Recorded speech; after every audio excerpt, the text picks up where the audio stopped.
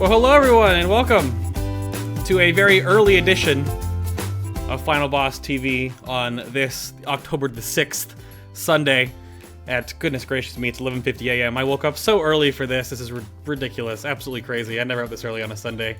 But my name is Adam K, aka Bay. I am your host this evening, and tonight we are talking about the world first race, the controversy, how to break down raids, and the method at which these guys are so damn good at this silly game.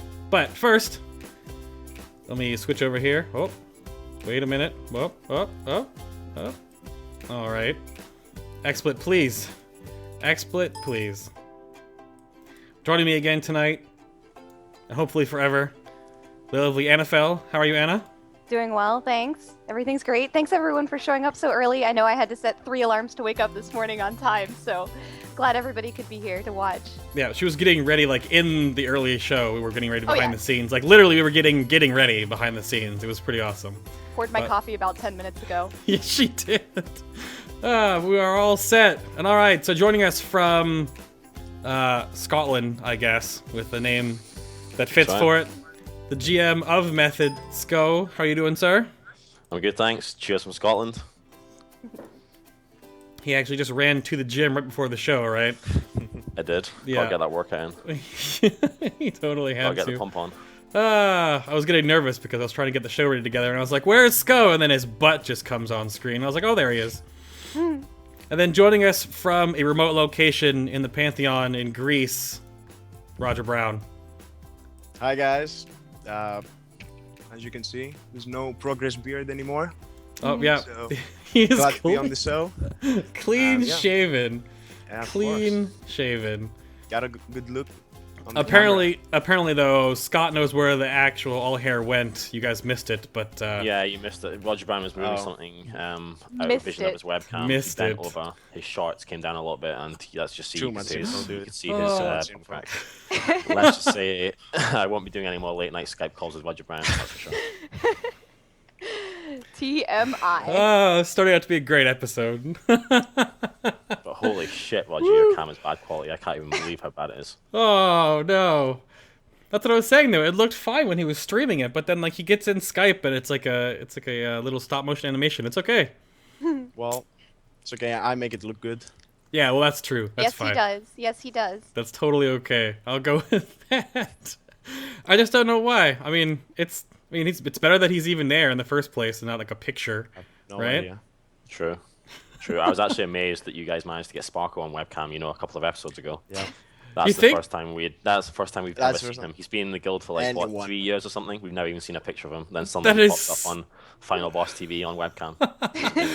Really? It was that hard to get him on? Like, you guys? The girls just went absolutely crazy. Well, I'm sure. Danish I'm guy. absolutely. absolutely crazy. But you guys don't have like a real life picture thread on like your forums or anything like Yeah, that? of course we do. But Yeah. Oh, he doesn't. we've just never seen him before. That is so weird. We were actually raiding at that time, and we took like a 3-minute break just to see him on Yeah, camera. I remember Just to that. watch him on camera. I remember Oh, that. goodness. He said that something like that during the show. He said that he was getting ragged on in guild chat or something. Yeah. Yep.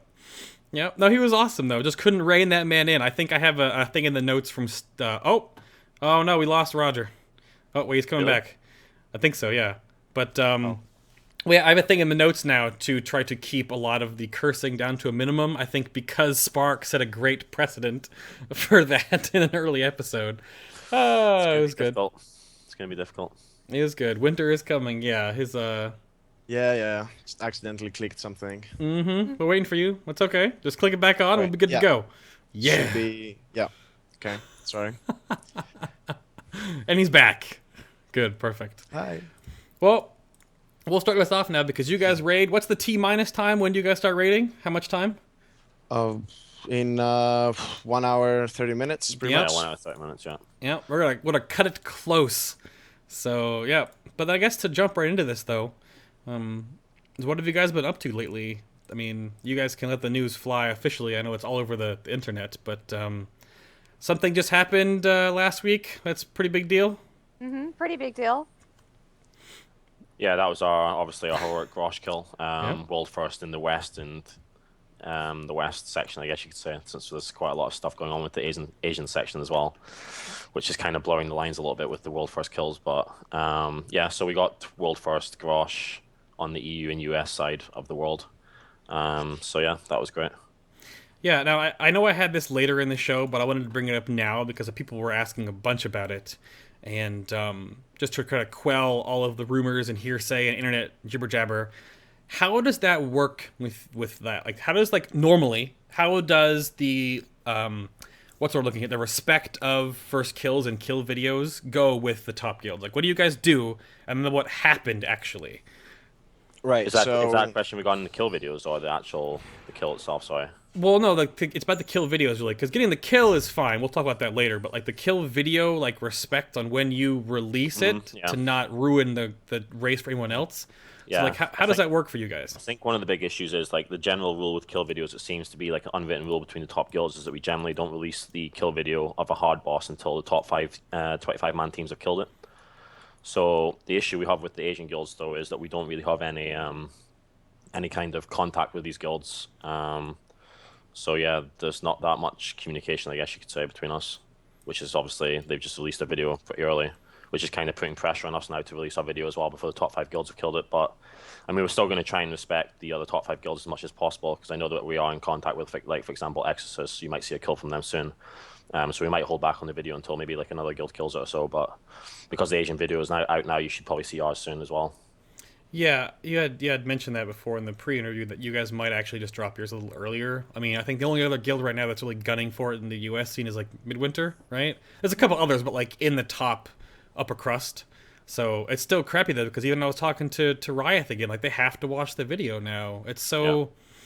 It's pretty bad manner, but I guess you don't really have much communication or, like, you know, buddy system with I mean, we should really reach out to these Asian teams if it's going to be the same kind of teams that are going for the world first kills next year, just to see what they've got to say about it, because I know that there is a few of the guys in those teams that can probably speak some relatively good English. Like, so yeah, we need to get in contact with a couple of them and see what the story is. Yeah, and then Roger, you had something to say too? What were you gonna? No, I mean, yeah, that's basically it. We have like a rule. We talk with other guilds from the EU and US, and we had like this rule for the 5 first kills, and then you release a video. But yeah, like now it's a bit like we have no contact with these Asian guilds. So yeah, guess they weren't really in the scene so much in the past, and suddenly now they're like all over the place. So maybe we have to actually talk with them about this. It's just unfortunate, really, because I know we like for Anna and myself, like, we kind of wait for the videos to come out to some degree, like, at least for, like, the final bosses, right? Because we're not there yet. We only read, like, you know, Anna does 12 hours a week. I do like 16. So, but when we see the race at that level and we know the guilds have killed it, we kind of like, all right, we gotta wait for 3 or 4 more kills, and then the video comes out, and then all of a sudden, like, the day of, it was like this, the iPhone video came out, and then like the 10-man video came out, and then it was just a whole cluster of bad. I don't know. It just seems pretty bad manner. But yeah, I mean, everyone wants to see the video. It's just you have to respect the other guilds, pretty much. Everyone asks as soon as you get a kill, okay, when is the video coming out? I mean, yeah. It's kind of sad that such a controversy sort of colors what's a really exciting thing, which is that they killed her at Garage, and then you guys got the world first on the US and EU side, and that's really cool news, and I think everyone should be happy for all these people. So it kind of sucks that this whole video thing is, you know, kind of poisoning the whole chat, because I think it's great. I think it's awesome that her Garage is dead, and you know, I can't wait to see the fight when y'all decide to release it. Yeah. So. Yeah, absolutely. Yeah. I mean, the video discussion is only a side discussion as well. I mean, the main discussion obviously now is the imbalance on the playing field in the race, to be honest. Yeah. Like, I mean, there's always been a little bit of an imbalance on the playing field between the EU and US guilds as well, naturally, because they start one day before us. That's just how it's always been, though. But now with the extra gear that the Asian guilds are getting as well, I mean, the playing field is just messed up, to be honest. I mean, you can't have a race where the playing field is not the same for all teams. So yeah, it's a little bit annoying, to be honest. It's definitely blurring the line for some people, like, who gets the world first kill, and it's just a whole annoying situation. I mean, it used to be really bad with the 10-man versus 25-man debate. I mean, I think that's kind of settled down a bit now, especially with World Progress separating the 2 ranks on the front page. But I mean, now it's the Asian thing versus the EU and US thing. It's just so annoying. Like, it's just annoying in full stop, I think, in general. I think the biggest thing that people need to realize too, the community needs to know, and I guess we can, put the fork in it here, is that the games are literally different. It's almost like a different game entirely. It's always the same engine, right? The same World of Warcraft, but like the raid schedules, the gear, the HPS, DPS, and like the whole realm of the boss encounters are not the same as the EU and US are dealing with. So how can you really put that on the same playing field? And we'll get to it later when we talk about Mana Flask, because they actually separated it 4 ways on their website too. I thought that was brilliant, because that's sort of how you should look at it, So outside of that, though, to move on, I know that Roger was talking about this before the pre-show and just laughing about it. What have you guys been up to outside of the game now that you guys have some break time? And I'll let Roger go first on this one. Look, what happens when you guys get some time off? Finally. Please don't use my detailed notes, Roger. Thanks. Gotta hit the gym. No, I'm kidding. Basically, yeah, like as soon as progress is over, as soon as we kill Garrosh, the next few days we don't have any raiding. No one is forced to actually raid. Like for example, this week we actually put our raids almost in the end of the week, like today and tomorrow, so that people actually have free time to do some real life stuff, go out with friends, catch up with work, uni, whatever you want to do. So that's basically what I'm doing as well. Like my uni is starting as well soon, like from Monday. Yeah, I mean, that's pretty much it. For those that don't know what he's saying, for the EU slang for the Americans here, uni means university. His college is starting up soon. Yeah, I had to think about it for a second too. I was like, what is he, like, union? Like, is he work in the industry or something? It's, school. So yeah. And what about you, Scott?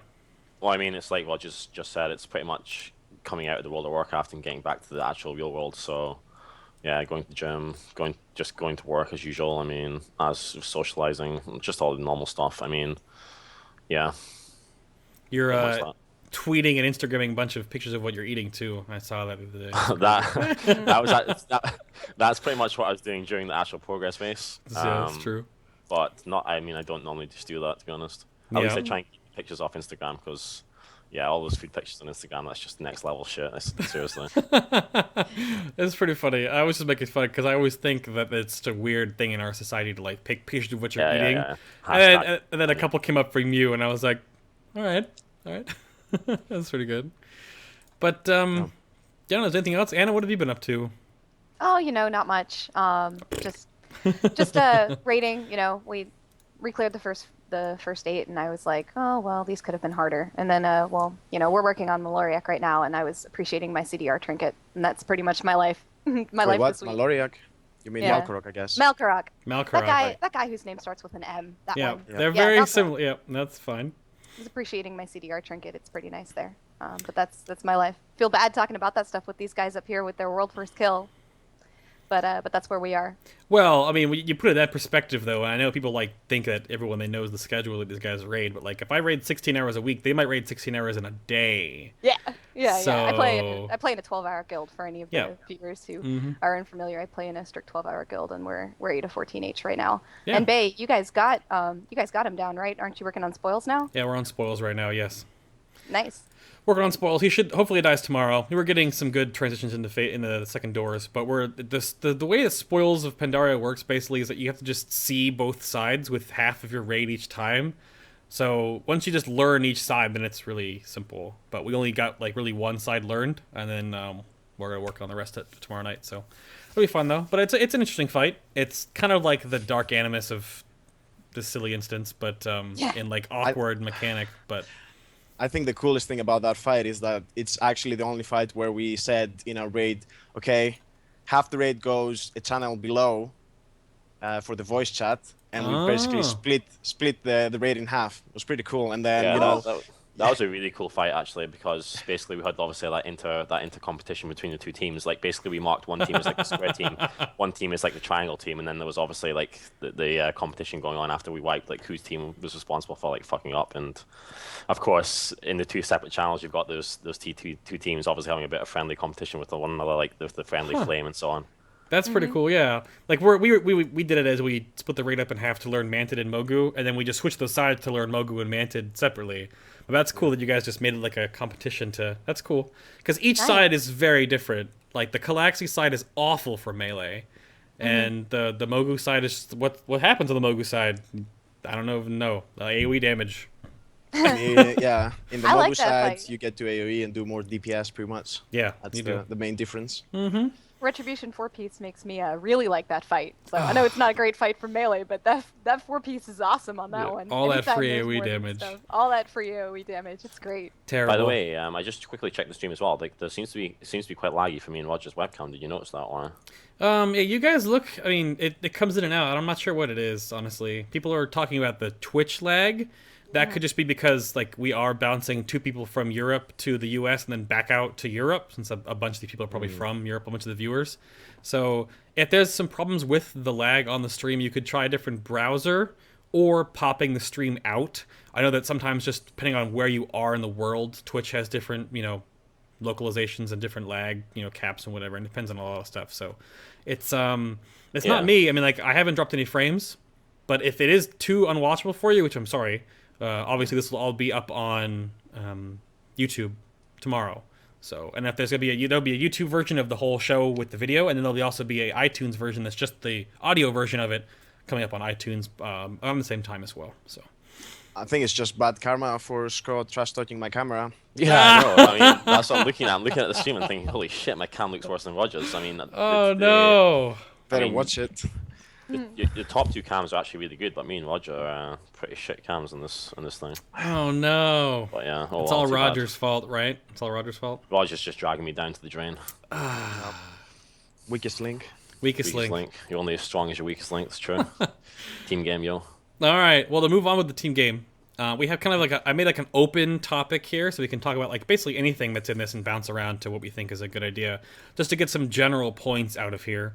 And I know that there are a bunch of like text interviews that have come out or going to be coming out from you guys on different progress sites, but I mean, it was a different way to talk about it instead of typing it all out. So I guess the first thing we'll talk about, I just want to see what you guys thought about just how Mists of Pandaria's raid scene felt, because they tested out a lot of things in 14, and they made the one completely linear instance in Tier 15, and they kind of went halvesies on it. And they took both ideas. They made multiple instances, at least the feel of multiple instances, in one instance, and then gave it sort of a non-linearity, at least in one wing. So yeah, how did you guys feel that the Mists of Pandaria evolved over the raiding scene for you guys, since you obviously raided the crap out of it? So, who Right, wants I it? mean, Okay. yeah, okay, on you go, then, Roger. Yep. Okay. So basically, I think that in Tier 14, they tried again the whole gating system, and they also tried some stuff which I think they learned from those mistakes. For example, Spirit Kings being random, the order that the bosses come. That was a mistake. They never did that again. Sao Fear being 20+ minute fight. That was a mistake. They didn't do that again. And I think that going to Tier 15, right? Yes. Like TOT. Yep. I think they pretty much nailed it on what they should do for the bosses. Perhaps the Raden not being tested but beat them in the ass in the end. But yeah, I think like Siege of Orgrimmar was pretty much the same as TOT, like small differences. And I think like they have set how many bosses they want to put every tier, how they want to, how linear they want it to be, and all of that. I think they did a pretty good job in the last 2 tiers at least. I'm pretty satisfied. Yeah, Tier 15 and Tier 16 definitely felt almost the same in terms of design and difficulty, to be honest. Like, Tier 16 was a very similar kind of instance to Tier 15. But yeah, I do think Blizzard did, in general, in this expansion, a good job with the raiding content. Yeah, I guess there was just... No? I do think that Tier 14, for example, was actually quite intense, though, like, because obviously when you're leveling to 90 for the first time, there's a lot of farming to go on to get your character to the max level, and then obviously get all the gear.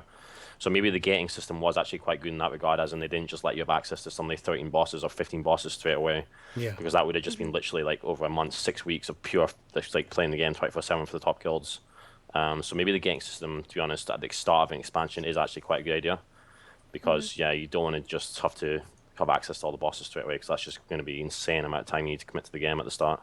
So I actually quite like the gating system to start with, but I definitely think they followed the right path for the subsequent releases. So in general, I'm really happy with the raiding content in this expansion. There's been a lot of cool bosses and a lot of cool mechanics, so yeah.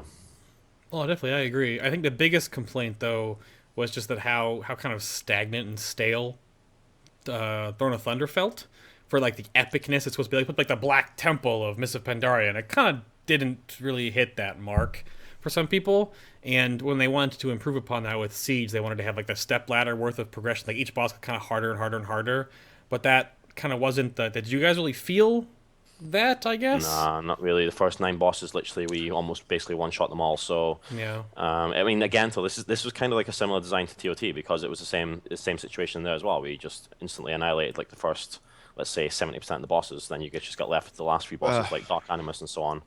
Well, I think to touch on that though, like for example in TOT you had Durumu, which was the hardened rage boss, and you had to really push it, and it took most guilds at least like half or 1 day to kill it. Yeah. And I think the difference this time around was that they actually allowed item upgrades straight off the bat. Yeah. So you actually had all the weapons and trinkets upgraded instantly, and that gave you like the extra DPS to not even care about the end rages and all of that. Yeah, for sure. I That's a think good point. That Big made difference.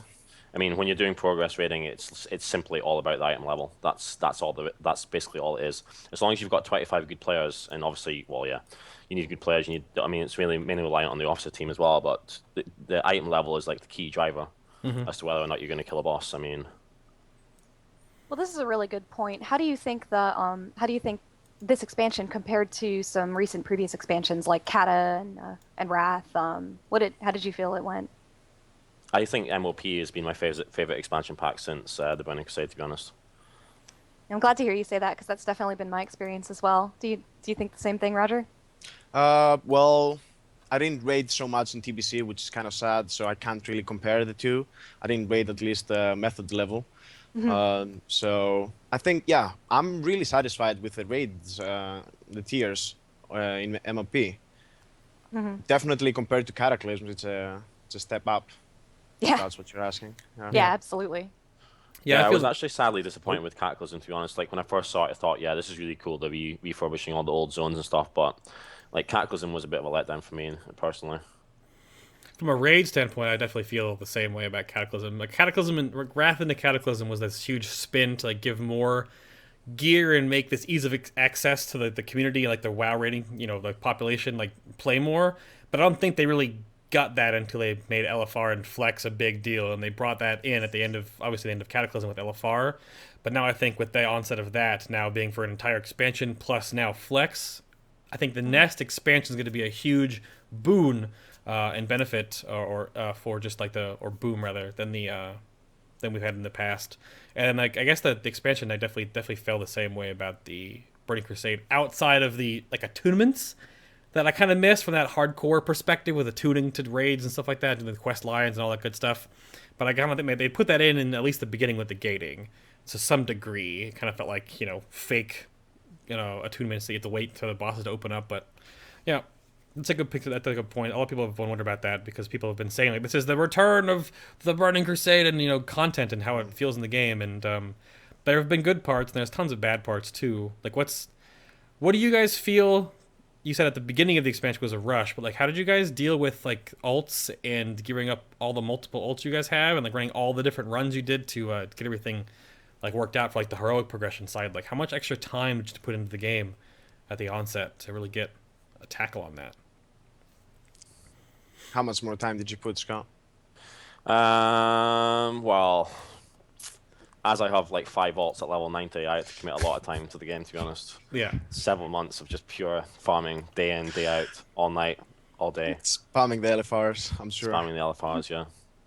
And it feels like that's something that's new. I mean, it's this like whole gearing multiple alts thing. Have you guys done that in previous expansions as well, or is this something that has been added to the way that the hardcore race, works? Yeah. How does that? That's a good point too. I don't actually think I've ever done Siege of Orgrimmar Alpha, to be honest. So. Oh no, I mean in terms of gearing alts. Like, gearing did you guys maintain like lots of different alts that were ready for raid in like Wrath? And, yeah, and we did. You did? Okay. Yeah, we did. Well, I think. Well, yes and no. I mean, there was always a plan to do that, but in reality, did it really happen? I don't know, to be honest. For some players, yes. For other players, no. Right. So I think as we progress through the tiers, we actually realize some stuff about the alts, what's actually effective and what's not. So in the beginning, I think right at the end of Cataclysm, we said, right, so we want everyone to have the main character plus, I think, 2 alts leveled up within the first week to 90, and just, you know, use them for the normal mode week and all of that. And in TOT also, we had like the main alts, and we were gearing them a lot. But in the end, I think we realized that in reality, you're not switching most of the players to their alts during progression. So what you should do is, yeah, have the alts for the normal mode week, so they have enough gear to make 5 groups, or I don't know, like some guilds do 6 or 7 groups, pretty crazy. But at the same time, don't give gear to the alts that you're never going to use on progression, and focus some gear on some possible swaps that you can actually do. Well, and yeah, that's basically it. Yeah, RogerBrown just summed it up pretty effectively. That's exactly what we did. Yeah. And you want to let fly? How many normal runs did you guys actually do on the first week? Just to We put that in did. perspective. I think we did 6 for the first boss, because the first boss drops a trinket that was apparently going to be so good for all the casters. Yeah. We And did then 7. we dropped. Yeah. And then was it 7? Okay, 7 groups. 7. Holy shit. So Even basically we're next level nerds, I guess you could say. And then obviously I think we dropped down to 5 groups. Did we actually do 5 groups all the way to Grosh? Yes, Yeah, we okay, did. We did. Good. Wow. That's wild, because I know, I think Blood Agent probably did 5 or 6. I think Midwinter did 5. So, yeah, we did 1, right? Like, we 1 with some LFRs and some flex in there, but that's the big thing that I think a lot of people don't understand to play at this level, is that the extra time commitment, especially in the first week and into the second week when heroics unlock, is just, like, you know, just so much beyond. Chat saying Exorcist did 9 or something. I don't even know. Jeez. I don't even know if that's, it could be true. Who knows? Who knows, really? It's a lot of times seeing the same bosses in the same week. Yeah, it definitely is. I don't know. I mean, the thing is as well, like a lot of these top guilds, they have a lot of casual members like sitting around. You know, like guys who have used to play the game, or just friends of friends, and they can normally jump in and help you fill some spots. So it's not necessarily that your 25 guys that you're using in the main raid are going to have like 9 alts or whatever. I mean, you've got some other options there and some external help that you can always tap into to fill the last couple of spots, pretty much. That's true. So That's it's always definitely useful true. to have some contacts outside the guild as well, I guess. Yeah. Oh, I get that. How about, did anything happen during your progression race that was just like a big, like, roadblock via like class changes that were like really strong and then like really weak, or any like big bugs that you guys encountered during the tier 16 run? Well, I think the only changes that actually, the class changes that actually sort of affected us, which ended up not so much, was some Warlock nerfs that came out like after the first week. I think it was even like a hotfix, or I don't know. But the Warlocks were crying, oh, they nerf us so much, etc., etc. But in the end, they still topped the meters, so I guess that worked fine. As for the bosses, I think the main roadblock in terms of bugs came at Paragons of Klaxi, where the fight was quite overtuned the first time we arrived at it, and then there were some changes to actually make the boss kind of viable to actually kill, but there were still some bugs, like some invisible damages and stuff like that. Too I see what you technical did to there, get some into. bugs. Yeah. Pun intended, obviously. But yeah, I must say that is a little bit of a disadvantage when you. I mean, obviously it's great to reach a boss first, like so you kill the siegecraft, you get onto Klaxi. But the issue is like you kind of lose a little bit of your head start over the other guilds, because when you go there and you find that there's obviously bugs to the encounter, you kind of need to wait for Blizzard to address some of these issues, and then obviously you're losing that kind of head start advantage that you have over some of the other teams. I mean, because there was some pretty big bugs on Klaxi, to be honest. Interesting. Yeah. That's definitely a good point, too. Now, did you have any actually, like, I know this isn't this next topic, but we can answer it right now because we're talking about Klaxi.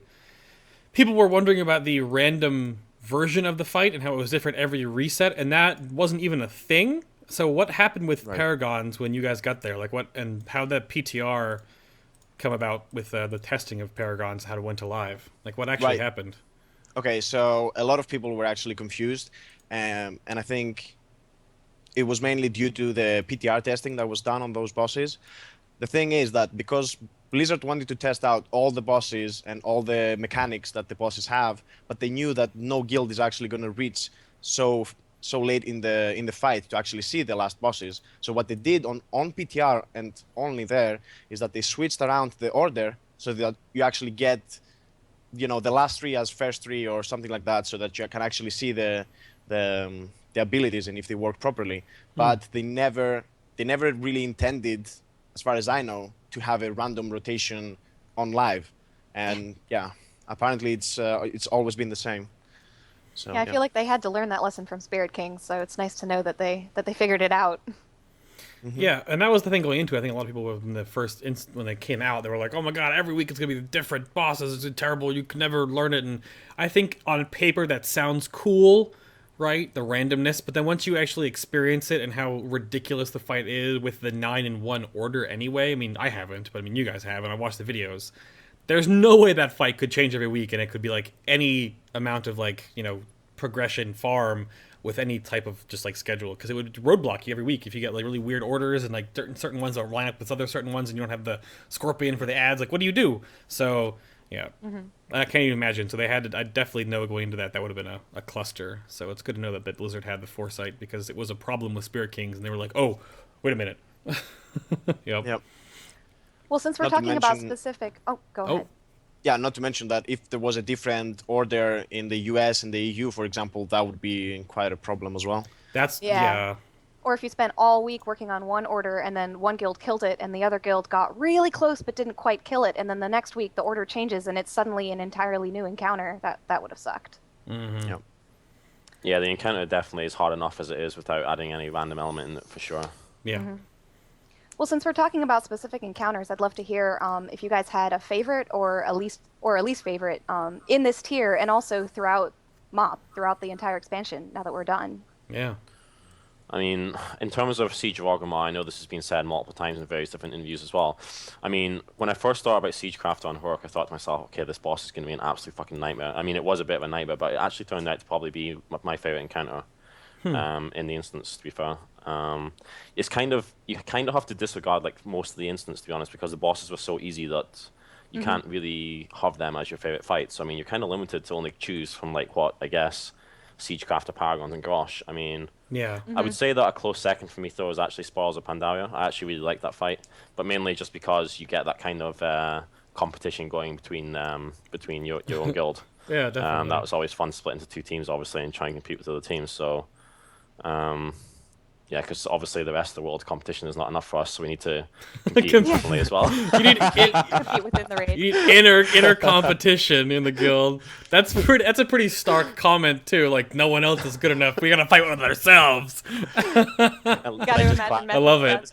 Here that Roger's team lost massively against. Oh. Oh no! Is Spark here? We're firing some shots. Where's Yeah, Spark? shots fired. Where's Spark? I mean- Shots fired.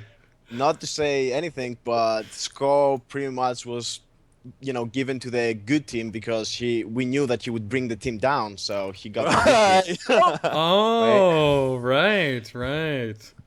Oh no! So your side had Trekkie as their tank, Roger? Yeah. Yeah. Wow. What are you trying to say about Trekkie? Mm, Well, I already told you we're interviewing my second favorite tank here. that's true. We went over that. That's the second favorite tank. Oh man. I don't know why Sleuth's not in the chat room right now. I'm sure he had something to say about that. I wonder what he. Oh Yeah, my I said goodness. method tank. I said method tank. No, yeah. I'm just saying because another pally tank to see what the hell. Because Sco plays a warrior. I think that's pretty funny though. I guess that's in my heart for paladins. Oh man, G kick incoming. Yeah, probably. By the way, you might not want to go offline because we've got a 700 Q on Twisting Nether right now. Oh goodness. Like, that's another thing, by the way. I guess we should just mention now that our server Twisting Nether on EU has become really bad during the release of this new patch. Like, Oof. it's been a few times where we've tried to log on and we're literally sitting in the queue now for 50 minutes to 60 minutes, so like basically an hour. I mean, this is a little bit of an issue because it's what actually caused us to swap servers in the first place off of Sylvanas, because we simply had issues logging in during progress. So they obviously delay the raids a little bit. So now we actually have to get people to log onto their characters like in advance of the raid, especially on key days like Saturday and Sunday, I guess you could say, where the public on the servers Do you- is popular. Is the the explosion in server population just because you guys are there, or other really good guilds are there too, or is it just like, look what I mean, happened? I don't want to be What- big-headed, so Well, I mean, people usually. You I to mean, be honest. Swifty did it when he crashed the server back in the day. He had so many people that came to a server, Well, he crashed it. So I'm I just don't know, wondering I if like mean- that's what it is, like just the magnetic Another funny effect. thing with the server is like the population on the server is, I mean, like, you barely ever see an alliance guy on the server. It's literally Yep. dominated completely yeah. by like there's actually no alliance here. If you see an alliance guy actually out and around outside Stormwind, it's actually like a rarity. So I mean, this server must be like probably one of the most populated horde servers in the world. I mean, Yeah. so But yeah, to- I don't know. To my knowledge, I think until this progress, there was no queue like ever, or maybe like a way smaller queue, or at least as when we came to this server, there was no queue. So I Yeah. guess There wasn't a queue. I mean, it may be just be because people are coming back to the game with the release of the new like the last patch. They want to kill Grosh or whatever, but I don't know, because we didn't have any issues with the queue during TOT, so something's obviously happened between tier 15 and tier 16. So I don't know. There's obviously been a surge of players, either that or the Blizzard have downgraded the server capacity, but who knows? I mean, Yeah. it might. I mean, yeah. I was going to say, yeah. Never mind, actually. Yeah, I don't know how that works because I mean, definitely the big populated servers aren't going to have the connected realm kind of thing going on. But there are only a couple servers in the world that really have that problem right now too. So it's interesting to see that it's usually the big guild servers, though. I think a lot of people just flock to your servers, aren't to be on the same server. You know, it's kind of like being in the same restaurant as a celebrity, almost in that regard. I think in the WoW community. So, but that is unfortunate though. That long load times to get on the server can be a problem. Especially if you get kicked offline or you like DC, your internet goes out for a second, you're done. Well, it's fine actually. You can log back in instantly. I mean, if you get disconnected, I mean, I think there's a certain time. Okay. There's Yeah. a certain time you can log back in, and then you skip past the queue. Okay. I'm not sure. I'm actually not sure what exactly the time delay is. I think it's 5 minutes. Yeah. Yeah, 5 minutes. Like I only say that because I've never dealt with it before ever. Because Bailgun has never had a queue ever since I've been here. So I mean, it's just- obviously, it is nice to play on a populated server. Sure. But the queues, that's just one step too far. I mean, that's not practical for a raiding guild that's competing to get some top kills. You can't have those kind of extra delays. no, absolutely not. That sounds terrible. And I think the only other thing too on here real quick before we move on, how was Gamescom for you guys? Oh, that Gamescom was crazy. Actually, it was so good. I must admit, it was really good. We had like 20 guys from Method going to Gamescom. It was how much time we actually spent in the Gamescom itself was remarkably small. Like literally, we were literally only there for like the live raid on Saturday for like 2 hours, and then we maybe went back on like Sunday for like 2 hours before some guys went home. But I mean, Gamescom was pretty much just 20 Method guys and there was some other guys as well. Like we met up with like Kungan. I don't know if you guys remember Kungan. He used to play World of Warcraft a long time ago. He's probably you must know him because he's a big Twitch streamer. So he was there with quite a few other people, and so we got to meet up with those guys and spend some time with them because it was pretty much just party all the time. Like, every single night. Every single night it was pretty much just like, okay, let's just go and party, club, and everything till like 6 or 7 o'clock in the morning. So it was good. That's fun. It was fun. Well, the thing is that Gamescom is so crowded that it actually makes it really difficult to move around and go to some things you might want to watch and actually find a seat to sit down, I guess. So that's actually a big point why we didn't actually stay there that much, I think. Yeah, that's what I'm about to say. Because Gamescom? I mean, I think Scott said it before. It's like almost like the BlizzCon of Europe to some degree for you guys anyway over there for this part of the game. Actually not really, to be honest, because BlizzCon is really about Blizzard games. Oh yeah, one game. I meant in like just people there, like just the massive amount of people. The people there, the people at Gamescom. It's way more people at Gamescom than there was at BlizzCon. Yeah. For sure. Like think when I that's went, insane. I mean, I went to BlizzCon in 2011, and Gamescom is just way bigger. It's so many people there. It's unbelievable. Yeah. But I mean, the thing is, like, the biggest game at Gamescom is mostly League of Legends. So, obviously at BlizzCon, it's going to be like the Blizzard games, so like World of Warcraft, StarCraft, so on. Yeah, Are y'all I think. coming to BlizzCon this year? Yeah, there's 5 guys, I think, or 6 guys from Method that are going. So me and Roger are going actually. So you nice. guys, I guess, will see us there if you're going. Yeah, absolutely.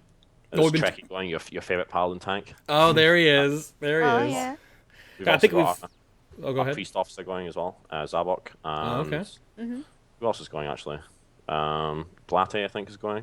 Oh. Yep. And yeah, that's Well, it. that's it for the members, I guess. That's it for the members. We've also got some other casual people going, like, for example, my girlfriend Stina's going.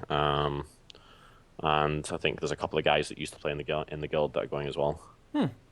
Yeah, I think I've mentioned a couple times on the show before that we're trying to put together like everyone gets together kind of meet and greet with the community deal.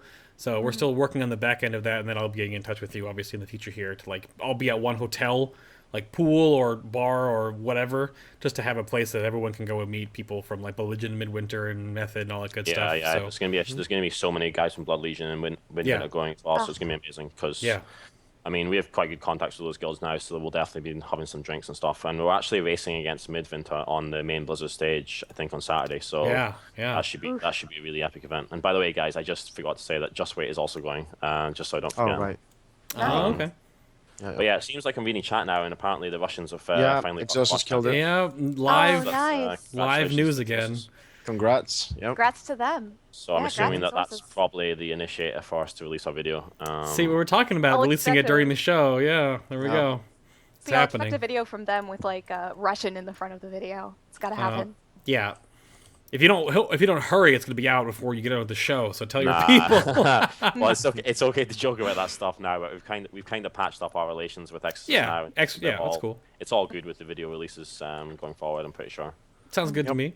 So I guess then, Yeah. to move on, and then we'll talk about that just specifically now. So how was the Siege of Orgrimmar for 25 Man Heroic? Just like your reactions to the final raid tier of Mists. I know there were some mixed reactions to actually the Garrosh fight in general, but I mean, how does it feel like for you guys? Like, how was the overall reception for you? And then, yeah, Sco Right. or Roger? I quite liked it, but I mean, Garrosh for me wasn't on the same level as Leishan. It's weird. Like every single boss is obviously a pure DPS check, pretty much on progress, but Garrosh in particular is really about whether you can do the DPS or not, which is why I was actually amazed. This is no offense to obviously the other guilds, but I was really surprised that the other guilds were not killing Garrosh like instantly after the new reset of getting gear, because literally the fight is so easy with the extra gear. I don't think we're gonna have any issues at all with it this week, to be honest. Are you going to be streaming it to the show, or no, not yet? Probably. Yeah. Well, now that Exodus have killed Garrosh, I mean, we're probably going to release our video now. That's just going to be confirmed, I guess, in a short while. But Sure. if we release our kill video, then obviously there's no reason as to why we wouldn't stream it as well. It's just be the same fight. So. Yeah. You got anything to Okay. add to that, Roger? Yeah, I think overall the tier was pretty good. I liked a lot of the bosses. Like all the mechanics seemed pretty nice. Even the easier bosses I kind of liked. Especially I liked Malkorok. I don't know. Some people say that they don't like this fight. I actually like it. The whole, you can't heal, so you need to watch it, so you don't actually take a lot of damage, and then you can't soak and all of that. I kind of like that idea. Yeah, I think the last three bosses were really nice. Like, it's pretty much what I want from a progression. Like a couple of bosses where you need 2 to 3 days to actually kill them, and then the final boss obviously taking a bit more time to do it. Yeah, like the mechanics again, Siegecrafter and Klaxi took me and like the whole team a lot of time to actually figure out what's the best rotation, like what's the best kill order for Klaxi, and what's the best kill order obviously for the belt as well on Siegecrafter. What's going to get overcharged, how we're going to handle it. All of that is like really what I play this game for, to figure all these things out.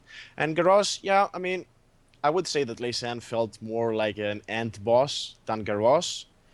But still, I enjoyed the fight. You had to figure out a lot of phases. That's the thing, the main thing why the boss takes so long. You have a lot of intermissions. The boss heals over and over and over again. Yeah. And you obviously don't know what's going on in phase 4. Although, I must admit, phase 4 was one of the easier phases. Yeah. So, yeah. I think phase 4 was actually a little bit of an anticlimax, to be honest. Basically, in phase 4, the responsibility is kind of falling down only to a handful of players, depending on who gets the debuff and obviously who's controlling the actual Iron Star. But the rest of the raid is literally just sitting there, dribbling on the keyboard, spamming pushing out the DPS. I mean, it kind of feels like the last phase of the fight is really only engaging like 25% of the raid. The other part of the raid is literally doing nothing other than just DPSing and like dodging some easy shit, and that's it. Interesting. Yeah, I know. I don't know if that's how you feel as well, Roger. Yeah, I mean, the thing is that you only have like a couple of mechanics to worry about. It's really a small amount of mechanics that you need to watch out for. So that's what makes it easy, I guess.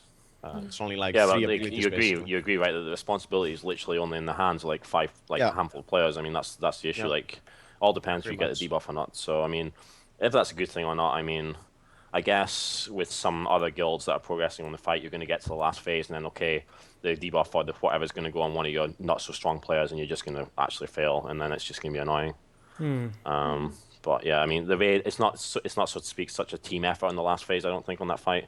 It's more just about okay, if you've got 5 guys who got the debuff or whatever that actually know what the fuck they're doing, and the guy who's Yeah. controlling the Iron Star actually knows how to play the game, then yeah. Huh. That's what I put on here in the notes too. Thinking about to bounce into heroic Garrosh was that like heroic Lei Shen was sort of like one instance. There was multiple phases, but it felt like it was one fight that just slightly changed throughout the thing. Don't think there's been a fight. I mean, heroic Ragnaros and then Illidan, I think, are very much in the heroic Garrosh realm, where there are just completely different phases of the encounter as you progress through it. Correct? And is that how it felt with Garrosh? Almost like an Illidan encounter, where you went from like Actually, yes, different it did. chunks. Yeah. Actually, it kind of did. Actually, now that you mention it, Yeah. yeah, I would say it did. Yeah. Which is, I guess, the big thing about the Illidan fight was that only so much responsibility was put on individual players throughout the fight. Whereas with Heroic Lei Shen and why it was so difficult was that every person, one person could wipe the raid. Well, it is like that on most phases of Grosh as well. I mean, I was just Yeah. literally talking about phase 4. Exactly. Yeah. Huh. Well, it's sounding like you had a. Do you have a higher impression of Lei Shen or Garrosh? Because it's sounding like you liked Lei Shen better overall. Yeah, don't get me wrong. Grosh is definitely not a bad boss. I mean, it is quite a good fight, but I really do think that Lei Shen simply stands out on encounter design. Like it was such a well-tuned fight. Like Yeah. it was actually like the most perfect fight I've probably ever seen in World of Warcraft. So I agree. Yeah, a lot of people really 100%. like the Heroic Lei Shen fight. I mean, that's definitely like a milestone in encounter design, absolutely. I think also, yeah, Absolutely. another good point is that you hear our nerd screams, I guess, on Garros, and they are not the same as on some other bosses. Like even Yeah. Siegecrafter, it's more wild, and that's exactly what Scott said. It's kind of like anticlimactic. You go into the last phase, and it's kind of slow. Like you know what's going on. Yeah, okay. Like on our kill, you'll see in the video is pretty tight there. Like we almost wiped, but still that's the on thing. I mean, on as on well, Lei Sen, everything is coming down to the line. Everything Yeah. is the yeah. raid is about to wipe. You And know that's gonna everyone is happen. involved as well, so everyone's got that Yeah. kind of like adrenaline rush when you actually get down. But that's what I'm saying. Like Mm-hmm. in the last phase of Grosh, it's literally like 25% of your raid is actually engaged, actually having to do something other than just standing there and fucking DPSing the boss. I mean, the nerd schemes can pretty much just be those 5 guys, I guess. I mean, the other 20 guys are like, oh yeah, great, we finally killed it, awesome. Interesting. So I think that I guess they've learned a lot though. I guess from their raids, their 3 different types of raids in MOP. So I'm really looking forward to definitely how the expansion's going to be. Right, that's going to be a huge push because they have 4 difficulties going into the fresh expansion that they have to use on the balancing, and they have to they can use that probably a better way to kind of gauge the difficulty as you go through the 4, and really make heroic. Hopefully, it doesn't again like you said the first 9 bosses in Siege were just kind of like a stomp. So, would you like to see those 9 bosses have not been so simple for the race, or are you looking forward to tiers that are more difficult from the get go that you don't just pile drive through more than half of the instance on the first night? Well, personally, I think the instance in general, I think the 2 weeks it takes to clear the heroic instance is perfect. And I say, yeah, because basically what happens if you can't kill the second boss before the end of the second week, you basically do an extra reset, and then you get the third reset of gear, which basically means that okay, so you're going to kill the boss in probably 2 weeks, and possibly if you don't kill in 2 weeks, you're going to take that extra couple of days, get the extra gear, then kill it. And Sure. I actually think that's the perfect tuning for the actual instance, because if you can't kill the end boss after 2 weeks, and then you get the extra reset gear and still can't kill it, then to be honest, there's something definitely wrong with the tuning on that fight. I mean, obviously, if you've got smart people in the raid, good players as well, I mean, there's no way you're not going to kill that fight in the space of a week of progressing on it, almost all day. I mean, I can tell you for sure that if a boss is not dying within the first 2 weeks, or just right after when you get the third reset of gear, then there's definitely probably something wrong with the tuning on the fight. That's So I really think good to hear. so I 'Cause think so I think the 2 week period for progress is absolutely perfect. Anything more than that, and you can probably tell that the bosses have probably been tuned slightly too difficult for the kind of item level that you've actually got at the time. Okay. What are you gonna say, Anna? What's up? Yeah, no, that's good to hear because every time you see people comment on these races, they're like, "Oh man, bosses are so easy. They're, broken easy and WoW's an easy game and like a 5-year-old could play it." And to hear somebody say that the length of time that the race took is about right, from the winner of the race, then that's really good because I feel like these bosses have been pretty well tuned as well for a wide range of players who are going through heroic modes. So it's nice to hear that you guys agree from the top. Yeah. Because you got to think too that a lot of the time that you put into it is so front loaded that amount of time, I bet if you actually had like a spreadsheet of how much hours you've put into the whole instance, spread out over a normal like heroic raiding guild's time would probably be about the same, right? But you put in almost a week's worth of a normal guild's raiding in like a day. So Yeah, but remember, it should be a lot easier for you guys as well when you finally reach those harder bosses. 'Cause of the gear we have. It's all Yep. about the gear. Literally, people seriously underestimate the actual strength of item level in this game. Like those that Yeah. are maybe not rated that much or don't really understand the game that well. It's literally all about the item level that makes these bosses drop. I mean, that's pretty much it. I actually have a question regarding that because the item level jumps from tier to tier have been huge this expansion, and I feel like it makes a really big difference when you're going from tier to tier. So I know that you've rated for a while. I mean, what did you think of that? Just the enormous effect of another week's worth of gear on the bosses. Oh, Is I that think kind we of the way can- that it should be, or do you think would it be better with less of a difference between from tier to tier? I think again, part of the problem here is that they actually put the upgrade system because it basically forces them to actually increase the eye level difference from tier to tier. Otherwise, the item doesn't feel like an upgrade. Yeah. I think It is a good way for them to make sure that the guys who haven't killed the bosses previously are going to be able to go in there now and actually kill them. So I mean, it definitely is a catch-up mechanic that they've put in place, right? Yeah, no, definitely. Yeah, I I don't know think they- it's a huge issue though. I mean, having a big difference in eye levels from tier to tier, I don't think it's an issue. Personally. Well, that's Cool. good because it's got a lot of really good things that it does. I mean, it really makes you feel stronger when you go from tier to tier, and so I know it's a little disappointing to go in after a week and have all those bosses feel so much easier. But at the same time, I think that what the eye level jumps do is really good, and I know the Valor system has a purpose that it works for. So Yeah, and on the opposite of that too, we have the item squish coming, which I think is at this point now relatively important outside of all the numbers are just the same thing no matter if they're big or small. But it does. Do you guys think it looks kind of silly what we're dealing with now with HP and damage and stuff like that? Does it feel kind of awkward? Like what is it?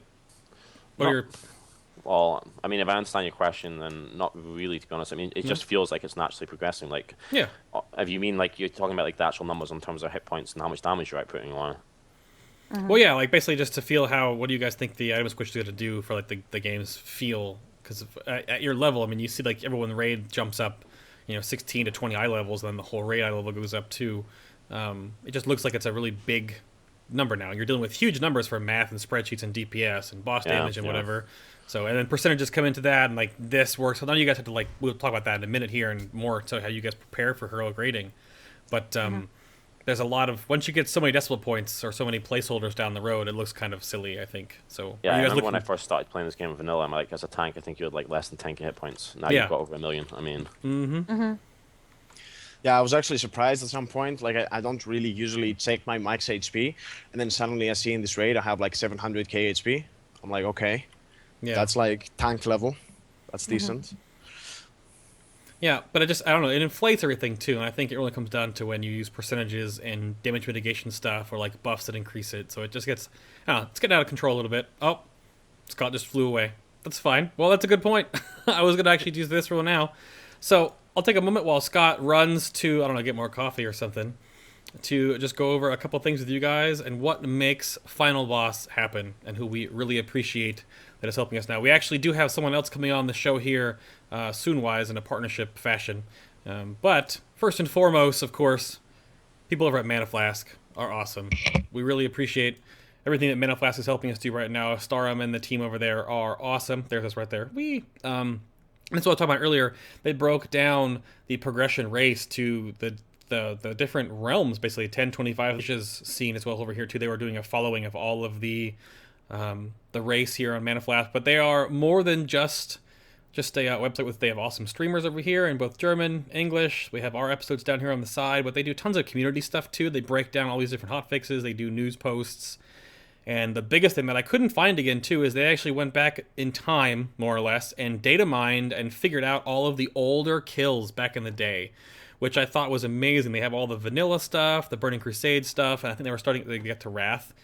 So, and it was really cool to see all the old guilds that are no longer here that actually nailed these really old kills. And they also broke down the Days Alive post. So that was super cool. Geico Lizard here. But you guys check out Mana Flask. And of course, if you want to check out more about Method, methodwow.com. Method and Team Razor. They have an awesome site here. They have all their streams over here on the side. And they have all their information. All their kill videos are down here in this huge chunk of, so you want to the normals or their heroics. All down there too. They were doing Athene's The Siege, so you can check out Method. There's the Sparkhugs episode down here with Sheena Fey, and then there's again another Sco episode with Sloot back in the day with our show. And then of course there's us, FinalBoss.tv. You can find everything about the show right there.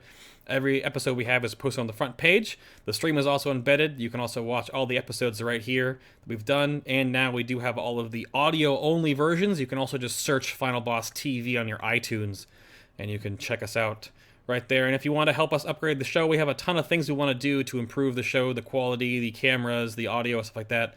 You can help us by donating over here on this awesome treasure chest. And you can help us out, $1, $5, $10, $10,000. It all helps us out.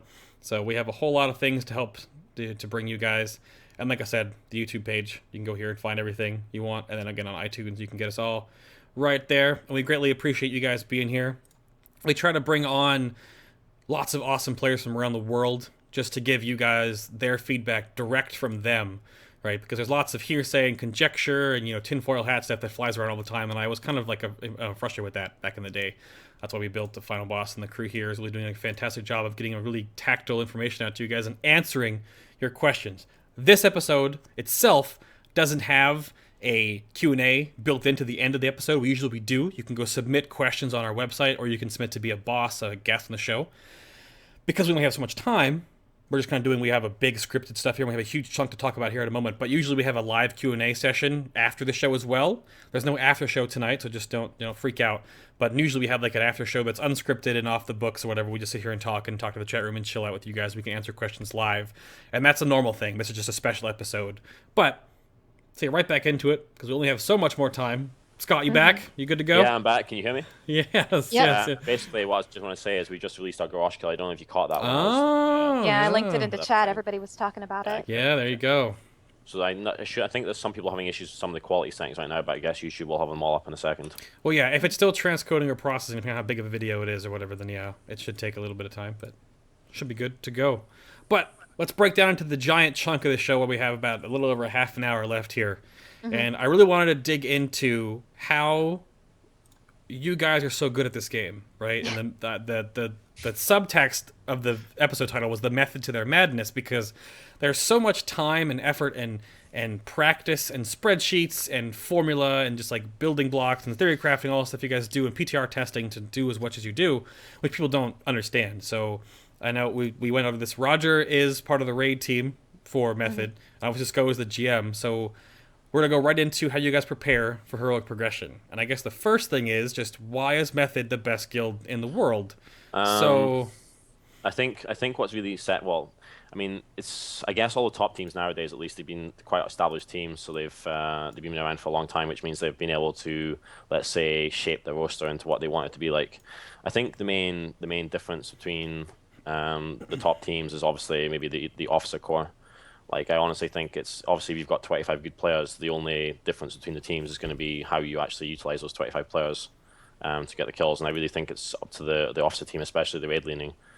So for Method, for example, this tier, I guess you guys know that we don't have Kuznam anymore, who was our raid leader in tier 15. So RogerBrown and Nox stepped it up, and they did an absolutely awesome job, to be honest. Like, it's all about how you direct a team, and yeah, I think that's definitely a key factor. Mm-hmm. Do you have anything to go off of that, Roger, after he just got tooting your horn? What do you got to... Right, so... yeah. Basically, okay, so in the past, we've had Kuznam raid leading. Like before Kuznam came though, it was pretty much again me raid leading pretty much, with Sco a bit active there as well, like pushing the raid as well there. And then during Dragons, like at the end of Firelands and at the start of Dragon Soul, Kuznam pretty much take over, and like I'll link a picture on the chat. That's pretty much what I felt like. Uh-oh. Oh, no, it's getting you deleted. can't. Here, link it into Oh. Skype. I'll link it in the chat for you. Yeah. All right. I have to talk to Nightbot to increase the regulars list. But I yeah. like it, Roger. I've seen that picture actually today on Facebook. I think it's like 9gag or something. What is this? I'm done, Right. Terry. Oh. Oh, my You goodness. might as well have just put Sco on top of that dog for like the last 2 years. Oh. Oh, Right, so that's basically how I felt. I was like, okay, good, I'm done. You can do all the work now, Kuznam. Yeah, and Kuznam has been raid leading ever since up until this point. And yeah, like right before this progress, Kuznam quit for his real life, and it had to be like a decision between the officers what's gonna happen. And what we came up with is pretty much me taking care more of the the strategy and the actual calling in the fight of the boss mechanics and all of that, and Nox actually dealing with all the more logistic stuff, if you want to say that, like the ready checks, the countdowns, the getting everyone in the raid, doing the swaps, the loots, all of that. So it was kind of a team effort. I mean, sure, you can say like I am the raid leader, but pretty much the work was cut in half with Noxa, and yeah. Sure. As Sco said, I mean, thanks. obviously, yeah. Thanks a lot Thanks to to Noxa Nox and for all Roger. that. And obviously, I mean, there's the other officers as well had some good input as well. I mean, Zabok is obviously healing officer, so he was taking care of like the healing chat and so on. And Just Wait in general is actually very good with coming up with strategies as well and giving input on fights. So, I mean, I honestly believe that it's really the officers that really swung it in our direction. Obviously, the fact that we actually have 25 amazing players as well. Like our roster, this expansion, this tier was really small.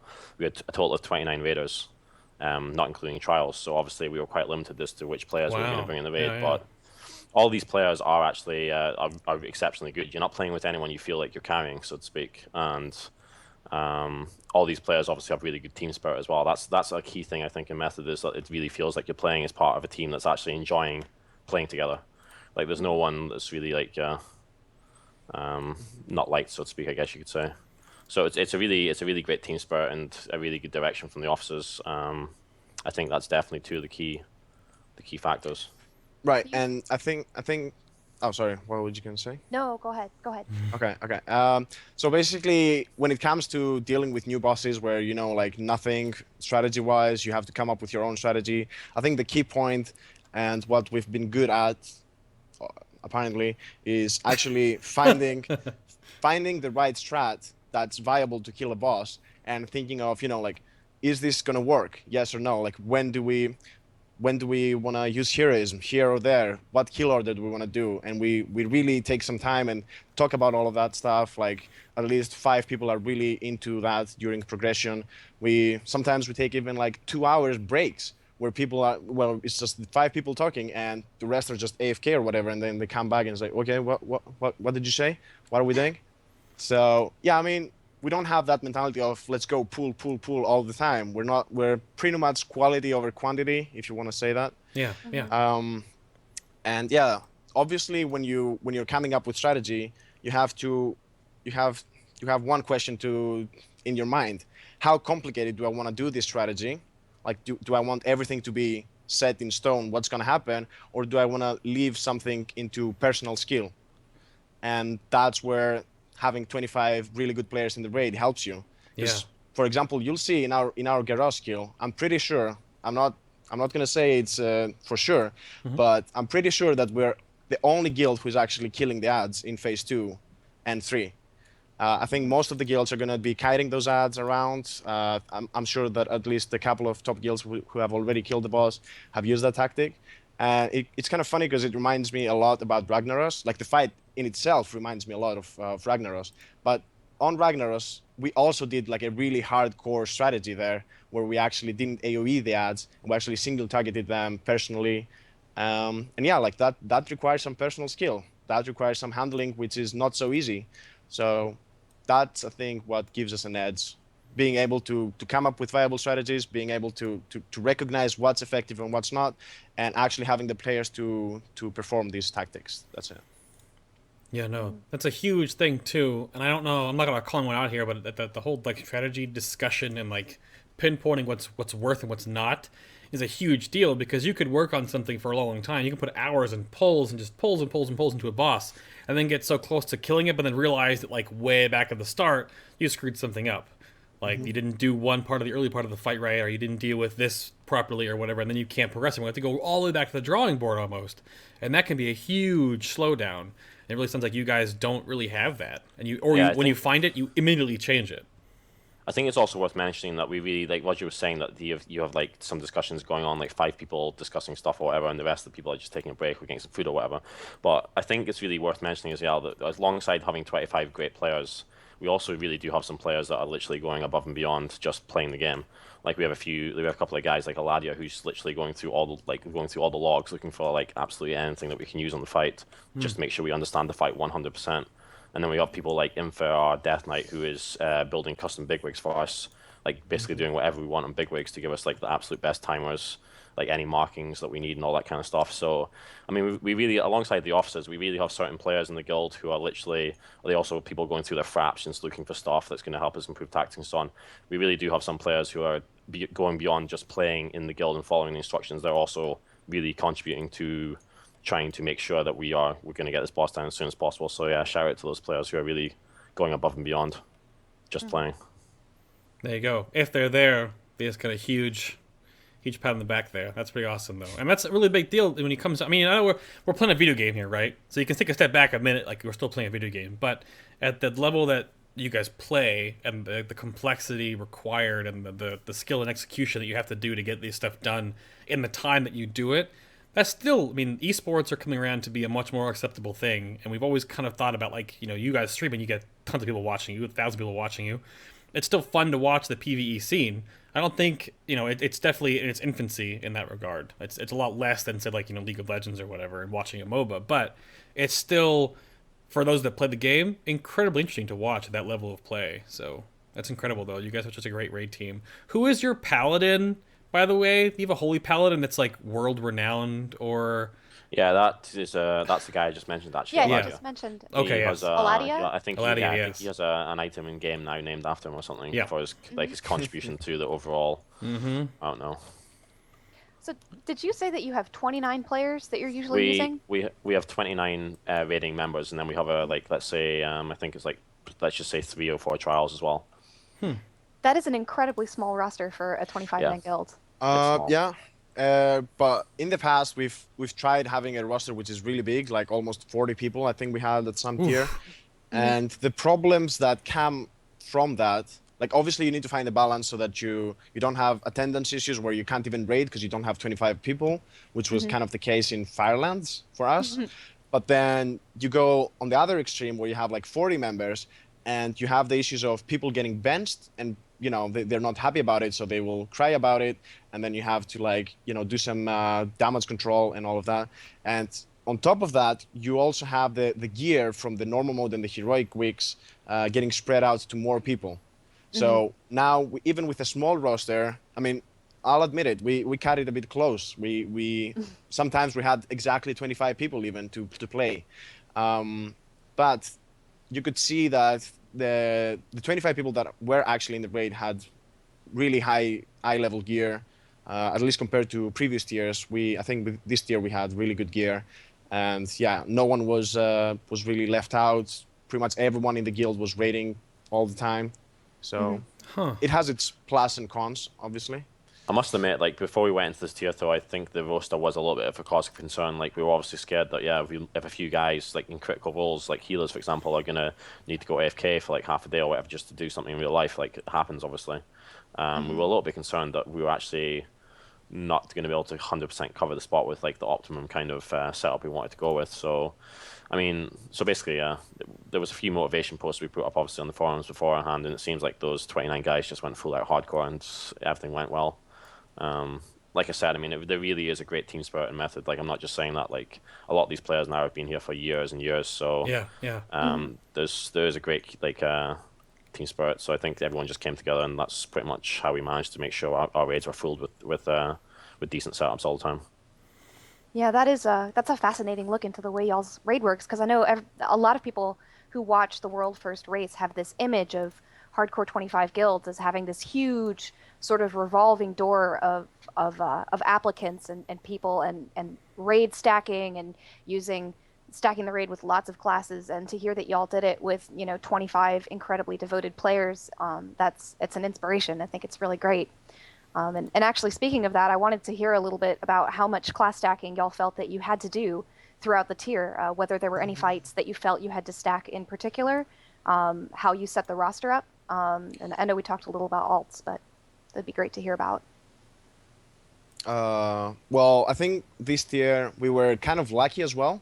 We didn't really swap people around to their alts that much. I think only for Thok, the 11th boss, because we tried some weird tactic at the start. We had some people switching to their alts or going off-spec healing and all of that. But in general, I think we were pretty lucky to actually have 4 rogues and 4 warlocks, because warlocks were really good in DPS, and rogues were actually really good in terms of doing like some niche things in the last fights. For example, like on Siegecrafter going on the belt, on Klaxio Paragon soaking the aim.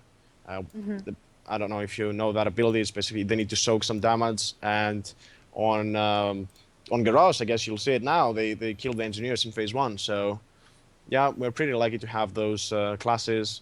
But we didn't really change our roster much from boss to boss. Like, pretty much it's the same setup for every single boss kill we did, almost. Yeah, I was noticing that looking through WoW Progress, because I was curious about the different class balances that y'all used, and it seemed like it was almost always the same people, the same balance of classes. So it looked pretty good. So I guess there weren't any fights where you just had to sit all of the melee, which is nice. Oh, please. I mean, I remember watching, I think it was Midwinter on the PTR progressing on, I think it was Siegecrafter, and they had like 11 melee though, and they're like, okay, this is too many. And they had to cut it back. Like, it was like, nope, we can't do this, because there's no way, there's not enough, targets or whatever out and about, and that was just bad. But I think for the most part, people have been talking about, I saw in chat a couple of times here too, like the range versus melee disparity, and it kind of only really shows its face on a couple of fights in a certain instances. But you gotta think about it too, it also flip-flops, like on Heroic Thok. Ranged are kind of meh, but melee are very good in phase 1. But then it flips. Ranged are very good in phase 2 when he's getting kited, and melee has to go fight the jailer, but they're not really contributing to the actual boss stats. You can kind of chase him around if you want, but you might just totally get your head bitten off and turn into chunky bits. So it goes back and forth on fights. Yeah, I think Blizzard did sort of a decent job in the bring the player, not the class, in terms of ranged and DP and melee, at least. Like, I'm not talking about the DPS being equal for all the classes, but I'm talking about there's not really many fights where it's ranged favorite or melee favorite, Yeah, I didn't feel anything there was a huge disparity in that department at all. No. So it felt pretty good. But again, it's like a fight-to-fight basis. So people always want to quantify that. Like, should I play ranged or should I play melee? And then it always comes down to what melee is better, what range is better. But it doesn't feel that bad anymore. And that's been a constant concern throughout the entire expansion. I mean, and I know I like to complain about it a whole lot, that some fights are really unpleasant for melee, and then you see top guilds sitting all of their melee. And I can't tell you how nice it is to hear that that you guys were able to do all of the fights that you did at the level that you did without doing crazy things like sitting all of the melee or bringing 9 druids or something. Bringing a lot of locks and rogues because they're good is just sort of par for the course. And that's nice to hear. How about tanking? How about tank classes? Which tank classes did y'all use? No idea. Well, yeah, that's the Sco question. What tank classes do we use for what? The instance? Yeah, did you guys... the instance. Do y'all end up we just used Warrior and Paladin the whole time, apart from Klaxi, where I ended up swapping out for Just Wait, but that was mostly due to me just having to leave to go to work, pretty much. So, I mean, we could have done the instance with just Warrior and Paladin the whole way. Huh, I mean, yeah. that's not necessarily because let's just say those tank classes are the best, but just because that's pretty much the main tank classes of the two tanks that play method. I mean, there's definitely nothing wrong with those two tank classes. Though I mean, they are good tanks and they are bringing a lot of raid utility. So, yeah. Well, you'd think that Sco could play his, one of the 5 ults that he has, but he Think that, usually yeah. sticks to the warrior usually. Warrior for life. Oh my goodness, is that more about? I don't know. I think the only thing we saw for like really big disparity in tank switching though was probably just tier 15, just Monk. Monk was so good last tier. It was like it was just immensely awesome compared to where it is now. So I think that's the big tank disparity. But other than that, I think the only thing right now you have to deal with is that I guess ferals are kind of risky. Is that the only thing I think I've heard? Is that feral tanks like bears are kind of hit or miss? I don't know about how that works. Well, the thing is that I don't think many people play that class anymore. That spec, like that's the issue. It's really hard to find specifically like feral druids in general, tank or DPS doesn't matter. Enhancement shamans, like retribution paladins. These classes are not so easy to find nowadays. I don't think many people play those things. You're talking to an enhancement shaman and a red paladin. Yeah. Right. But I'm saying okay. though, I think Roger's meaning in like the top couple of guilds, they don't use our class because I mean, That's probably why you guys have got so much time to do the show. No, I mean you're right. I totally agree. It's not that easy to find. At least for me, to find red paladins who are playing at that high a level. But I go look at the what is the site that CompareBot, what is the site that shows you all of the rankings? EPBot? Is it the EPBot Simulation Craft or what? No, it shows you how the different DPS classes are doing. I went to look and see how many red paladins are being used. Raid bots. Yeah, raid bots. Thank you. And they're not. It doesn't feel like they're being set, but it's just so difficult to find them. I know I look for ret paladin videos, and there's a Russian ret who videos almost everything, and there just aren't very many more. So I guess holies and prots are more common. It almost comes down to, it feels in a very small example here, I'm going to use League of Legends again, where it feels like it's about perfect in balance, whereas you will get certain classes on each tier, like I said about Brewmasters last tier. As you progress through the game, Blizzard obviously balances and changes certain classes based on like either how many people are playing it or how strong they are or potent they are. So they kind of nerf those down a little bit. And then other classes become more potent, kind of like in League where you kind of have this rotating door of really good champions that you play. If you watched Worlds recently, the same like a dozen champions for every game. They never deviated from those because those are the best champions. And then kind of in World of Warcraft you see that in a little bit, whereas Warlocks and Monks last year were just crazy big. Rogues got buffed this patch now, so they're even better than they used to be. So there is a kind of a, and that's to keep the game fresh, right? If the game was stagnant and you always knew that Red Paladins and H-Paladins were garbage, you'd never bring them and no one would ever play them. That's bad game design. So it is perfect in balance. Still waiting for Hunters to be buffed, I guess. Oh, whatever. You guys are, you get that trinket and you go crazy. What the crap? You guys are so good right now. I guess it depends, though. I mean, the spread of damage I'm used to is obviously very player skill dependent. But if you're in a guild like Method, I guess what your example is, and your sample size is so different because you see a different outcome from different classes than like other people will see down the road. Like if you're in a guild that has like bad rogues but like really good frost mages or whatever have you, like you think frost mages are amazing, but then your rogues are crap. But that's not the truth. Like when you get to like the bleeding edge, so it's just different. Yep. Nerf Roger, not Hunters. Oh, there you go. And I guess... Oh, what, Anna? Oh, yeah, no, I was just going back to the class stacking thing. I forgot to ask, did you guys do anything crazy with overhealing or underhealing? And I know that you mentioned something earlier when you were answering a question about people using healing off specs. And I was wondering if you could talk a little more about that, because I know that I would more expected you to bring in an extra player. Like, going into the PTR, pretty much, we tested all of 14 bosses multiple times, and in hindsight, 10 of them just died instantly, so that was a nice, waste of time. Well, not exactly, but yeah. But the thing is that on Thok, after we finished, like, the PTR testing, I had, like, this idea where we just stay in phase 1 for the whole time. You know, we just kill him in phase 1 because the damage actually doesn't scale after a certain point. The boss doesn't cast it faster. The cast time is always 2.4 seconds and just keeps casting that AoE. Yep. As long as you can out-heal that, you can stay in that phase forever. So, and then I talked with my trusty friend Zabok, the healing officer, and we came up with a plan where we split the raid in 2 so that we would never gathered, so that we would never trigger a phase 2, and we just brought like 10 healers in to out-heal the damage, and that's pretty much it. Like, it was kind of a crazy tactic. It would work, but I mean, you can check the video. There's a video, I think Sparko uploaded it, where we basically get hotfixed mid-fight. Like, we would actually kill the boss within like the next minute or 2, and the boss just does like 1.5 million to the whole raid and kills us. Oh, so that was fun. Blizzard was like, I don't think so. Yeah, they pressed the red button and we were done. Yeah. No more. You gotta know of some that. dev was watching you guys do that, and they were like, I don't think we really want this to be a thing, and just hotfix that straight in. Yeah. That definitely could do that because only a couple people were working on Thok in the world. But then I think when they got to, when we were on the Amalgam of Corruption, the Norushan encounter, and everyone was patchworking it, they couldn't hotfix it right there because they realized that so many people were working on it, and they went back in the day and they made a point that they don't want to do that ever again. But they did fix it on the next reset going into it, so it couldn't be patchworked. I kind of thought that was actually a neat mechanic, though, personally. I didn't feel like I was ignoring the fight, because it was still hard to patchwork the fight. But, I don't know. That's funny that you said that, though, because that's a different instance, because only, like, 50 people or 80 people in the world or whatever, like 3 or 4 guilds working on Thok at the same time, and they were like, oh, wait, nope.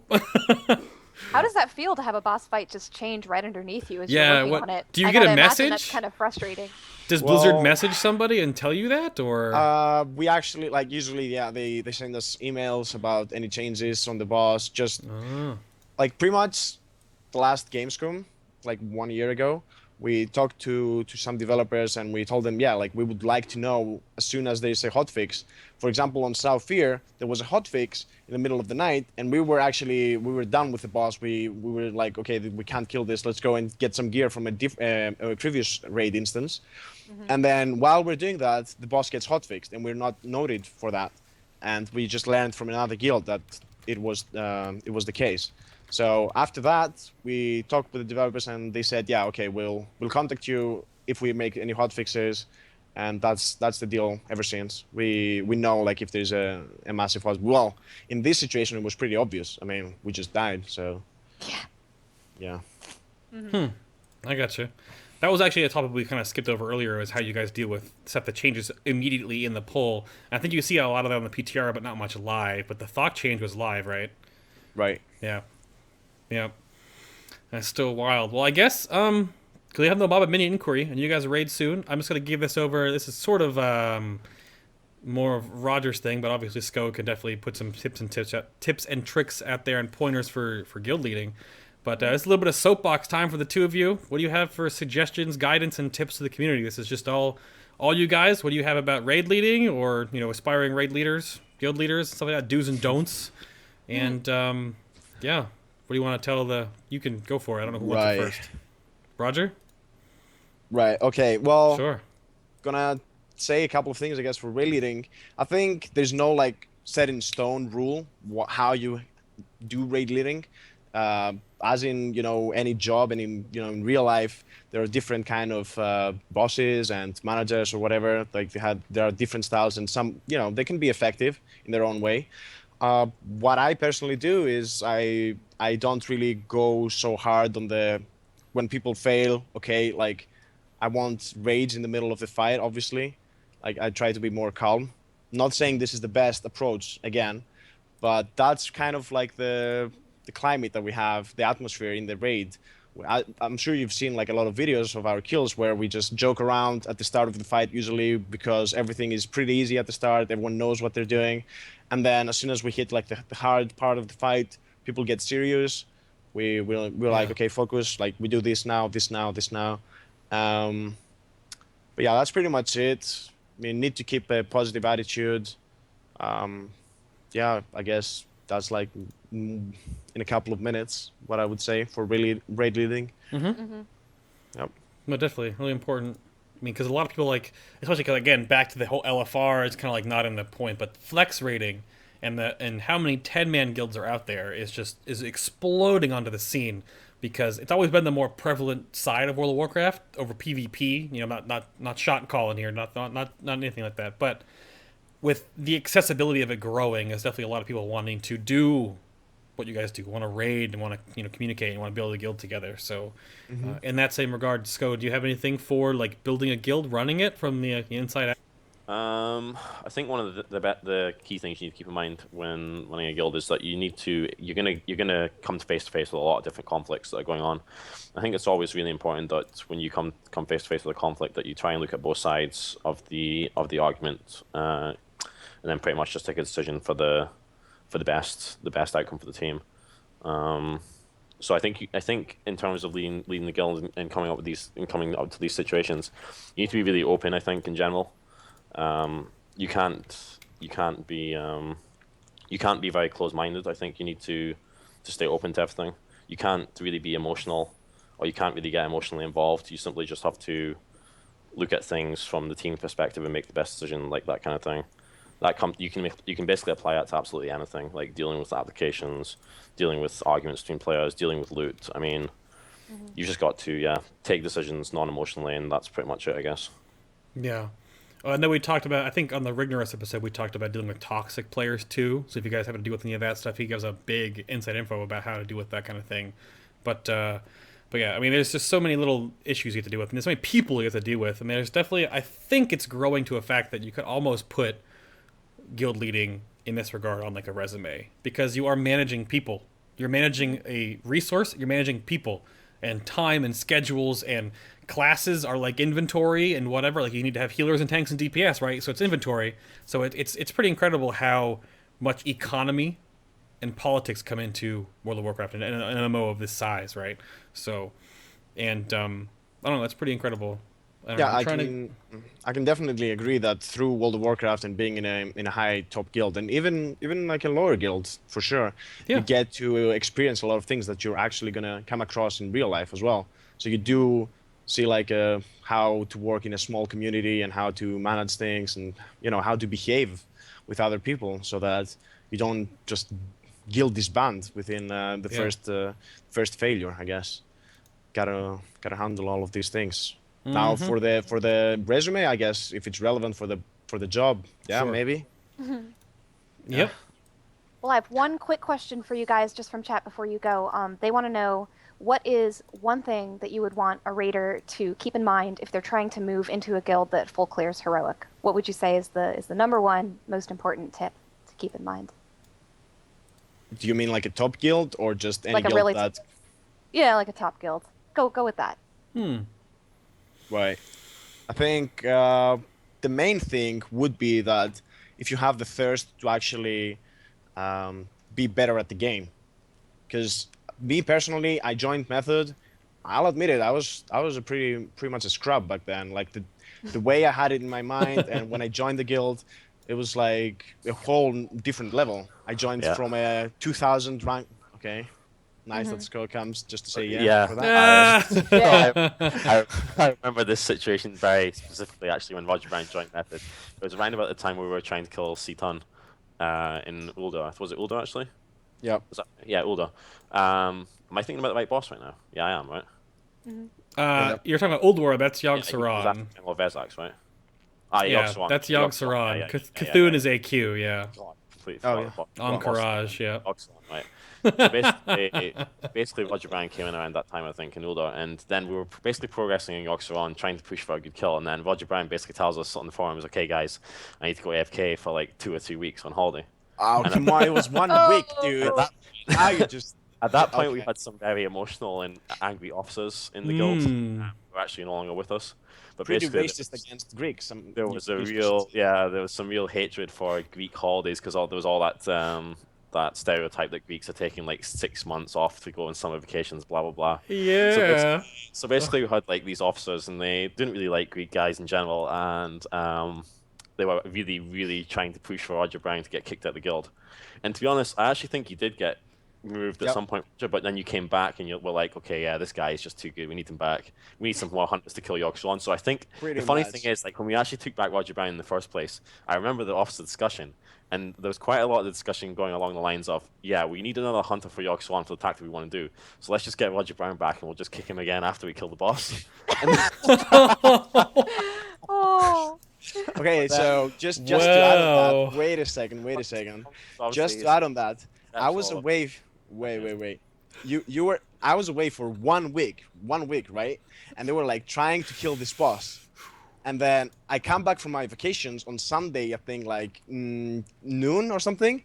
And then like 4 or 5 hours later, boom, we've killed Yogg Zero. I mean, is it a coincidence? I don't know. Like, Oh. Oh. Well, there's All they obviously- needed was Roger Brown, I clearly. can just say that Pretty I definitely much. the inside one on this one. So He's got the officer form, and we're bad talking that's you just behind. so, I mean, don't really imagine, like, it was a very close call back then. Like, we could have simply decided that, okay, we're not going to play with Roger Brown anymore, and that would be literally be it. He wouldn't be here today. I mean, then I had no idea how method would be, because now he's one of the key players in the guild. So Yeah. it's funny to think about it like this, actually. yeah, I remember Sco making some positive comments on my trial thread though. Yeah, I think you were one of the reasons that I actually got invited back. Anyways, I wasn't to one come of them. back. So Anyways, to come back to what I originally said, yeah, like I think if someone goes into one of these guilds with the thought process of, yeah, I'll just go there and get some world first, that's it. Like you're probably gonna have excuses like, oh, my real life is hurting from this. These guys are just too crazy. They, all of those things. But if you actually go there knowing in yourself that, I can be one of these guys, I can be the best player in Around. my class, right? Okay. Then I think you will succeed. I mean, you will find the time. I mean, sure, people say, well, no lifers, blah, blah, blah. But basically talking about 2 weeks every 6 months or so where you have to, take some time off work or, college for you Americans. Uni, college. Uni, whatever. I don't think it's asking for too much. I mean, yeah. I think it's all about the personality and yeah. Obviously, you need to be at a decent level in the game. You can't just instantly go from 0 to 100. No, of course not. Nope. There's definitely a progression path you personally take before you can get into that level. Some people never get off that progression path, and we call those guild hoppers. But hey, to each their own, right? to be honest, I mean, yeah, it's guild hoppers, but in my opinion, I mean, you're never going to reach the top unless you actually keep moving up. I mean, that's the other Yep. thing. You can't, if you really want to play in the top guild, you can't just, I mean, as bad as it sounds, you can't just stick around in like a lower level guild if you want to reach the top. I mean, Yeah. obviously there's different times when players can quit. You don't want to quit a guild just before they're going into the progress. I mean, but as long as you quit a guild with plenty of time for some of them to find another player, I mean, it's the same thing we say to our players as well. Like, we obviously have no issue if someone wants to quit the game, but please just do it in between the tiers. Don't do it like 1 week before the next progress tier comes out. Yeah. I mean, obviously players come and go. Players come and go naturally, What but it's all about the timing, I guess. So yeah. Something to say about that, Roger, real quick? It looks like you have a no. No, I mean, just we say this to our members, and yet we had like some, last minute departures from the guild. Yeah. Oh well, still managed, I guess. Yep. The show must go on in the proverbial sense. It must go on. Anna, do you have something else real quick before we get out of here? No, I mean, I just want to say congrats to these guys because what y'all did over the course of the tier is really impressive, and it's really nice to get a chance to sort of look inside, peek inside, and see how method works and how y'all got to where you are now. So congrats, and looking forward to the video, and relax on farm since that's what you've got until the next expansion. Hope to see some of you guys at BlizzCon. Hopefully it's not that long of a wait For because we're thinking spring release is still like 6 months away. So oof. Yeah. Tough it out. Thanks for this for inviting us back to the show, guys. I mean, it was another good episode. I think I really liked the last episode I did on the show, and I think in general the production quality of Final Boss TV is exceptionally high. So, good job with what you're doing, and I hope you keep it up because it's really good for the raiding community. I'd just like to give a quick shout out, obviously, to our sponsors, Razer, by the way. Oh yeah, go for it. We're actually raiding in literally 5 minutes from now, so I just want to jump off, I guess, in a minute. But I'll be streaming tonight on my stream, and I'll be giving away a Razer Naga 2013 at some point on my stream as well. So if you guys want to check that out, then feel free. Oh, but nice. you should also make sure you check out our garage kill video, which we just released during this broadcast. That's definitely going to be worth a watch. Yep, I have it up right now, actually. Your garage kill videos are here on Mana Flask. And to get all this wrapped up, let's get the music going. But Mana Flask has the video posted, also obviously on the YouTube page, but they are also going to have your interview up very soon. So you guys can go check out manaflask.com for that. The video is right here. And again, Sco, thank you very much for being here with us. Well, really quick, I'd like to what's also, Roger? Yeah, sorry. No, go ahead. To thank you as well for bringing me in the show. It's the first time for me, not unlike Sco. It's been great fun. I think it was pretty interesting. Thanks for all the viewers, obviously, who watched this episode. And I'll be streaming as well, the raid in 5 minutes. Yep. And I'll be giving out just my love. I don't have any Nagas or any. It's lovely. Yeah, so basically what he's trying to say is just come and watch my stream instead. His stream sucks. Oh, what is this? What is this? I'll link Goodness me. What you can do. What you can do is come watch my stream. I'll let you know on the chat when the giveaway is happening on Sco stream. You can go and quickly snatch that Naga. See? And come back to my stream. Okay, that works. That works. Right? Okay. A little bit of cutthroat there, no big deal. No, for real. I mean, thanks for having us here. I mean, it's really great what you guys doing. Thank you. It's awesome. Yeah, we should have you back. Sco is over there at twitch.tv/Sco. Super hard. Sco from Scotland. Sco from Scotland. There you go. Go check him out tonight. Razer Naga giveaway. Roger also. Twitch.tv/RogerBrown. Super hard. Not his real name, however. Don't get that confused. Not his real name. Anna you can follow Anna on the Twitters. She is incredibly prolific on that thing. She just goes crazy. So you can go follow her on Twitter and keep up to date with us. And then I am over here. Oh, no, I'm not. I'm over here somewhere. I'm at twitch.tv/BayTLM. That's all of me if you want to watch me personally do my stuff and die a lot. The thing about Crisp, apparently, is that we can't kill Hero Guild unless I die. So I do a lot of face tanking on the ground. But, I mean, hey, that's fun, too. Learn about bro. Yeah, I know. But for everyone here at the Final Boss TV crew, those that are in the chat room, the mini bosses, the mobs and minions out here, you guys are awesome. Thank you very much for watching. Next week, we're going to have on, where is it again? We're going to have Dry from Whatever We're Awesome and Twin Top from /Hug, Shadow Priests. People have been asking about it for a while. We haven't done a ranged DPS episode since, I think, the Sparkugs one. Shinafe. So, Shadow Priests, next Sunday, regular time, 4 p.m. Eastern, 10 CET. Not this weird earliness. So we'll see you guys here next week. Again, check out the VODs and stuff if you missed the episode or if it's laggy for you. And again, for everyone here at the Final Boss crew and these guys, let them go raid. And we'll see you next Sunday. Yeah, bye, everybody. Thanks, guys. Take care. See y'all later.